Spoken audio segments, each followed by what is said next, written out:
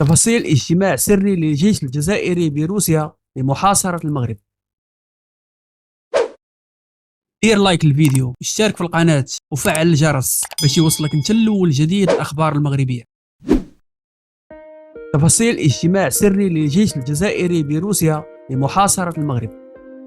شهدت مدينة سانت بطرسبرغ الروسية خلال الأسابيع القليلة الماضية لقاء جمع رئيس أركان الجيش الجزائري شنقريحة ولافينغي بريغوجين، الاسم الأكثر ارتباطا بشركة فاغنر العسكرية السيئة الذكر. وبحسب تسريب لضابط مخابرات سابق في الجيش الجزائري يستقر حاليا ببريطانيا كمعارض لنظام الكابرانات، وقد كان اللقاء بطلب من شنقريحة بعد تلقيه لتقرير مفصل من طرف زعيم عصابة البوليزاريو إبراهيم غالي حول ضعف التكوين العسكري لدى ميليشيات المرتزقة وعجزها عن شن حرب استباقية ضد القوات المغربية، وعدم تمكنها من استخدام مجموعة من الأسلحة المتطورة التي تسلمتها الجبهة في الفترة الأخيرة من إيران وكوبا.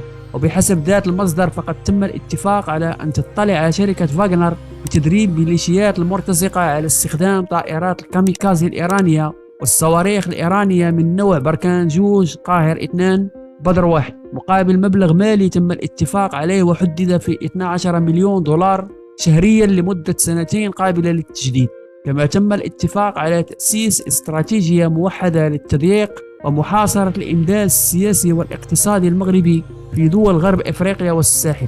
واستنادا للتسريب فإن إضعاف المؤسسات الاقتصادية والبنكية المغربية بالعديد من الدول الإفريقية سيكون هو هدف الخطة التي ستقوم الجزائر بالتمويل الكامل لها. ويعتبر رجل الأعمال الروسي المقرب من الكريملين هو المالك الحقيقي لمجموعة فاغنر إداريا، لكنه يتلقى الأوامر مباشرة من وكالة المخابرات العسكرية الروسية.